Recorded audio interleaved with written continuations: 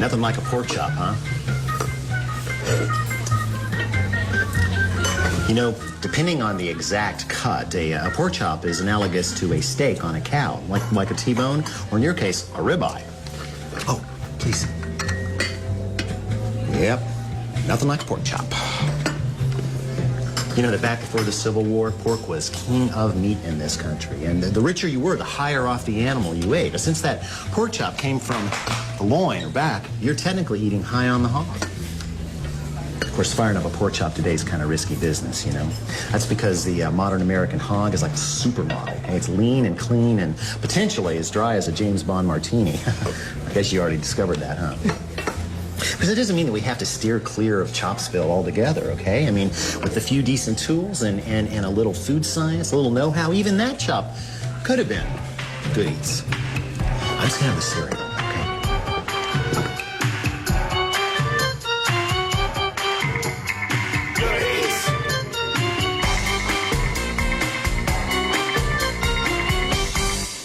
Unlike the beef critter, which has 3 primary cuts along the back, the hog has but one, the loin. And it is from this region that all pork chops are chopped. Now, as you might expect, the chops cut from here are very different from those cut from here, or even here.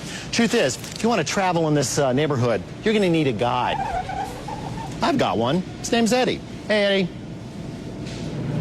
Eddie here is from New York City, and he's been a butcher for, how long has it been? About 30 years. 30 years. I think he should be able to help us get to the perfect pork chop. Eddie, I'm going to assume that that is a pork loin. That's right. This is a whole pork loin. We'd have the head up at this end. We'd have the tail down here. We've got our shoulder chops, our rib chops. We have the tenderloin here. These would be the loin chops if we cut through the tenderloin, and the sirloin chops.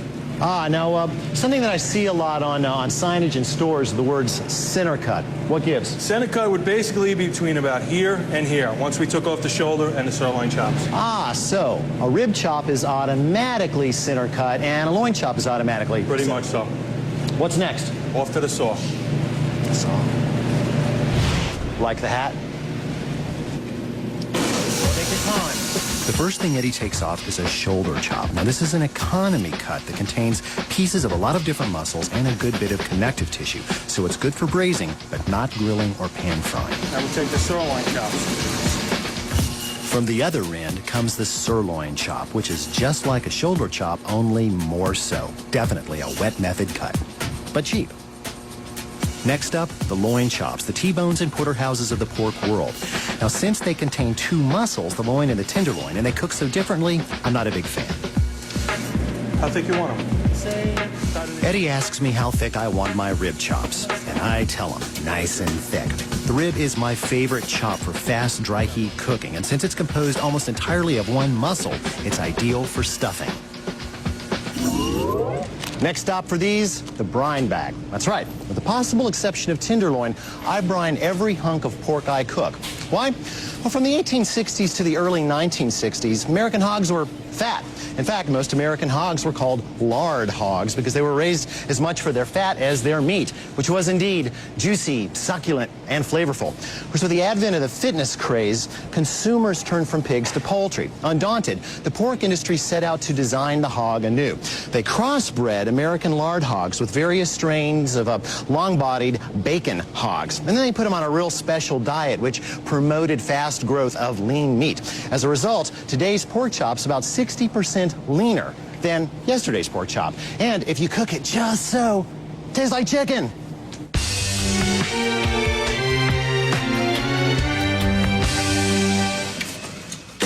Exacerbating pork's low-fat status is the fact that pork's just plain dry.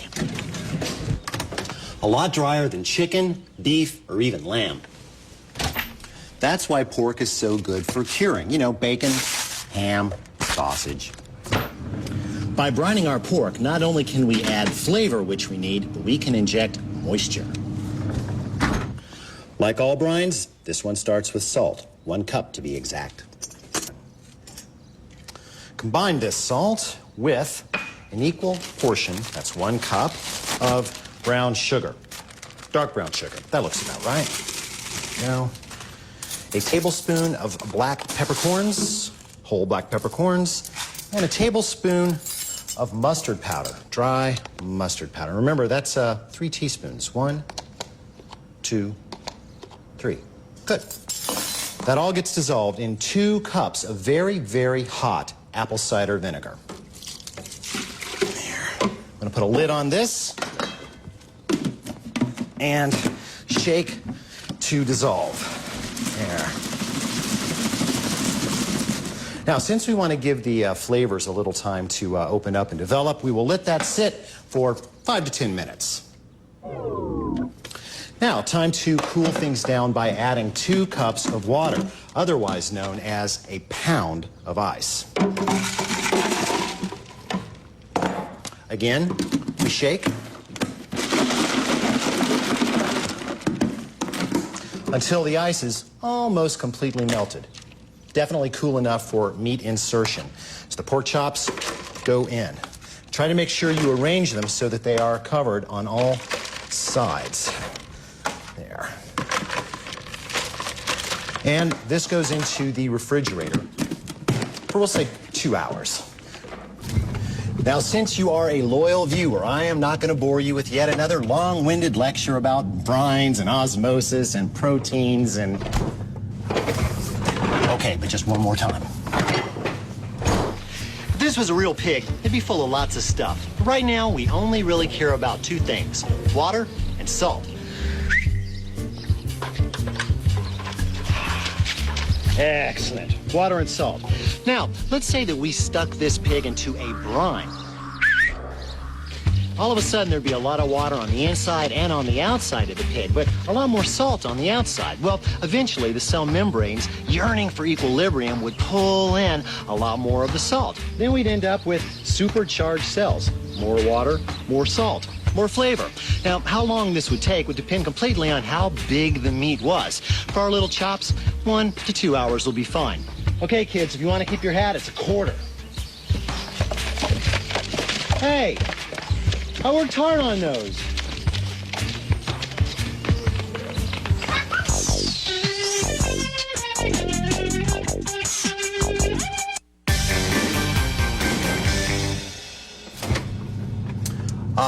Our chops are now ready to meet the heat. Of course, if we wanted to add some extra flavors, we could stuff them. What? No. You said stuffing was evil. I said stuffing turkeys was evil. Well, what's the difference? Meat is meat. Stuffing is stuffing. You can't change physics. Who do you think you are, Stephen Hawking? Paul. What? Get a frozen turkey. Okay. Paul? Yes? That hurt. Oh, I'm sorry. Big mass, little mass. Lots of stuffing, wee little bit of stuffing. And because this cavity is exposed during processing, we've got to cook the stuffing that goes into it to 165 degrees in order to avoid the dread salmonella. That means a longer cooking time, and that means... dry meat. Exactly. Here, we have a high surface to mass ratio, and because we're going to carve the pocket for the stuffing ourselves, cross-contamination is of little concern. Well, then, stuffing's not evil. I never said stuffing's evil. Yes, you did. Paul, turkey. Here's the thing. If you're going to compose a successful stuffing, you need to remember that the meat is the melody and the stuffing is the harmony.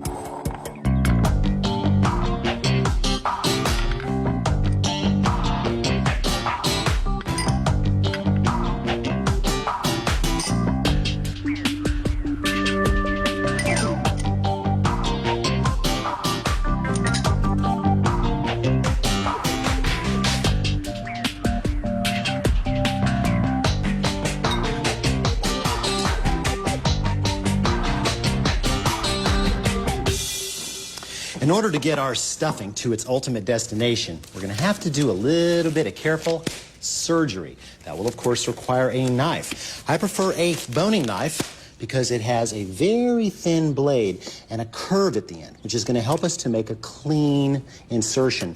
Don't try to do this with a paring knife, and definitely don't try it with a chef's knife. You'll just make a mess of things. It would be very nice to have a stable chop, so I like to place mine inside this bagel slicer. That's right, it's a multitasker. Remember, there's only one unitasker in the kitchen. Fire extinguisher, that's right. Oh, and don't worry, we're gonna wash this before we cut bagels with it. So, start with your knife straight down and push all the way through until you hit bone. Then, sweep the blade up one side while not making the hole any larger. And turn the knife around, go back in the same hole until you hit the bone, and move upward. There. I'm going to make sure the hole's just a little bit bigger. There.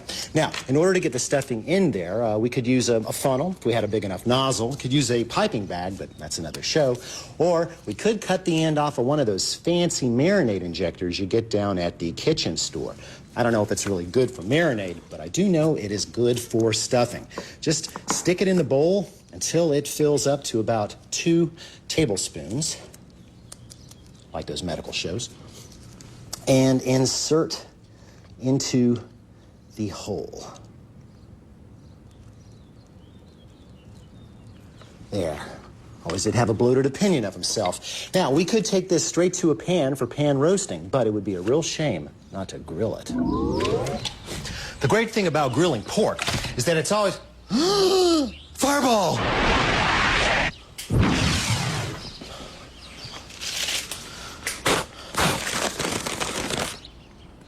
Fireball's been grill napped. If you ever want to see your grill again, you better give efficient, affordable, clean burning propane equal airtime. Signed the grill napper. Well, this is just wrong. All right, well, maybe I have been a little bit of a charcoal snob. Yeah, maybe it's time that I reach out and embrace that flickering blue flame. Hey, that means I get to buy a new grill. Excuse me. Hello, Mr. Brown. Chuck, what are you doing here? Providing the world with an efficient, affordable, and clean-burning hydrocarbon. Meaning natural gas? Whoa! That's the gas company. Here, we're all about the propane. Uh-huh. What exactly is the difference? Natural gas is an amalgam of gaseous hydrocarbons found underground in very close proximity to petroleum. Propane is refined from petroleum. Jeez, Mr. Brown, for a guy on TV, you don't know very much. Well, you know, I know a few things, and I... Hey! Relax, Mr. Brown. Okay. This is for your own good. Somehow, I don't think that's true. What in the world? I'll try not to move. I can't see anything. There's nothing there.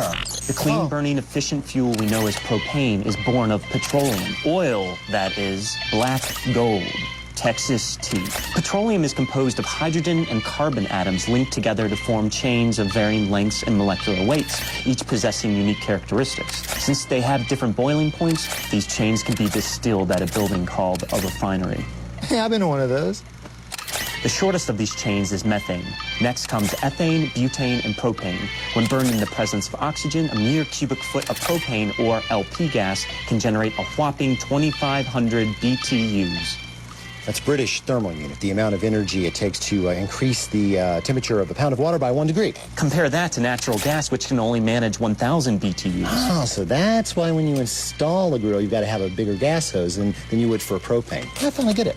Hydrocarbon chains ranging from C7H16 through C11H24 blended into gasoline, while kerosene is blended into C28-910 plus XP7. You know, this is all just great, Chuck, and I really appreciate the show, but I'm just not ready to give up my charcoal yet. What is that? Oh. What is that? You're gonna that looks love just it. like my grill. Here you go. This propane tank holds 20 pounds of propane. That's enough for 12 to 18 hours of cooking. 12 to 18 hours, that's not bad. Grill. I need a grill. Have fun cooking with good, clean propane. Okie dokie.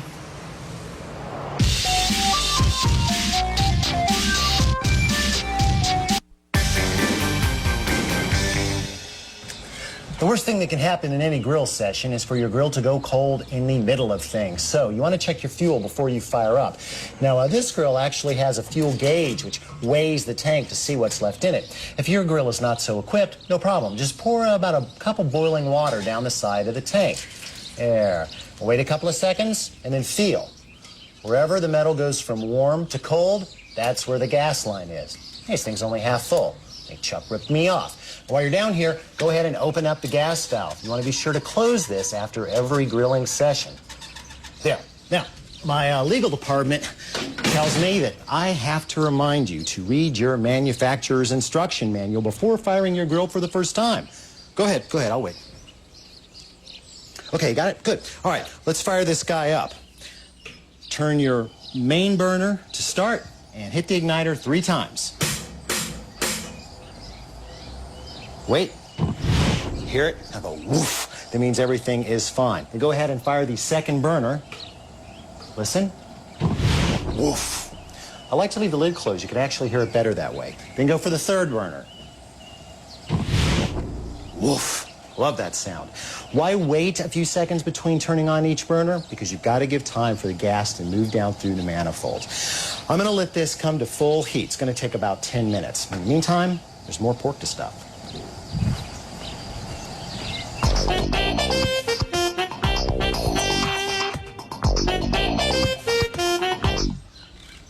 The secret to grilling pork chops is... Just joking. To actually cook them on 2 different levels of heat. You're going to sear them over high heat and then finish them over low heat so that the meat doesn't dry out and the stuffing doesn't dry out. First, we've got to give them a little wipe down with oil so that they make better contact with the grill without sticking to the grill. Just want to barely mop each side. Any more than that, and we could get flame ups, although flame ups on gas are nothing like they are on charcoal. There. Now, you want to check the grill. Take a look at your thermometer. You see that we have actually gone all the way around, and this is about as hot as it gets. So, time to open. Always turn my head away just so there are no surprises. Whew. Yeah, that's hot. Take a look. Even the metal bars, see how they're glowing red? Now, every grill has got its own characteristic and personality, but I generally, when I want high heat, I'm going to lay the meat right in line with the middle burner. That's where most of the heat's going to be. Here goes.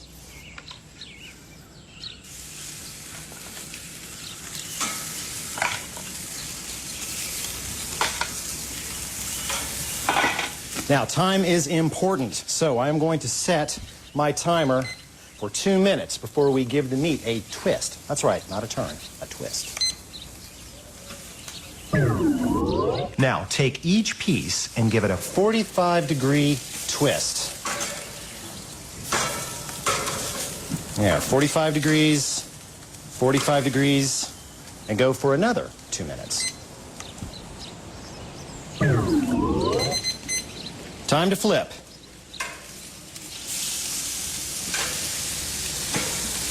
And that is what the twist gives you. The little hash marks, which makes everybody say, ooh, grilled food. Another 2 minutes. Time for another twist. 45 degrees only, not 90. That's right. Another 2 minutes.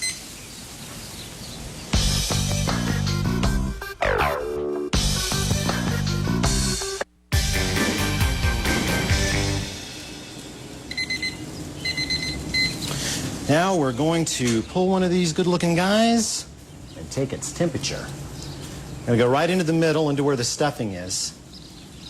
A little over 140 degrees. That's pretty much medium once it rests. And since I like my meat medium, I'm going to go ahead and pull 2 of these now. If you prefer your meat a little bit more well done, and some folks do, then just move 2 of these up to the top rack, and most grills have these, and close the lid. I'm going to turn the back burner all the way off and turn the other 2 burners all the way down. Let this cook another, that's right, 2 minutes.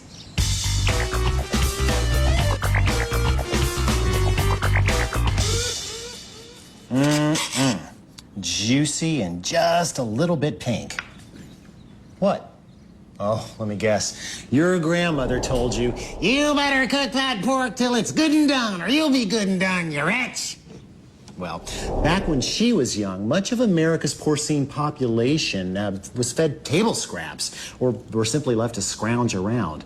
More times than not, they picked up Trichinella spirillis along the way. Now, the eggs of this nasty little worm have the ugly habit of getting into your bloodstream and lodging into your muscle tissue. And they sit there for a while, sometimes a long while, and then... Kind of reminds you of Alien, huh? Heck, who can blame Grandma for turning this into toast?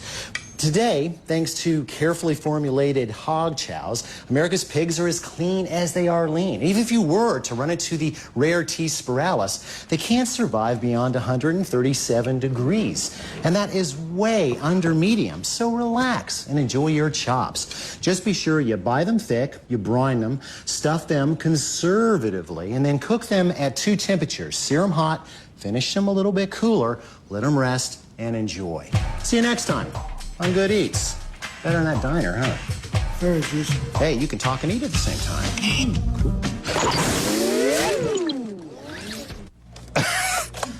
That's great. That's up my nose, Daniel. That's up my nose. Let's cut.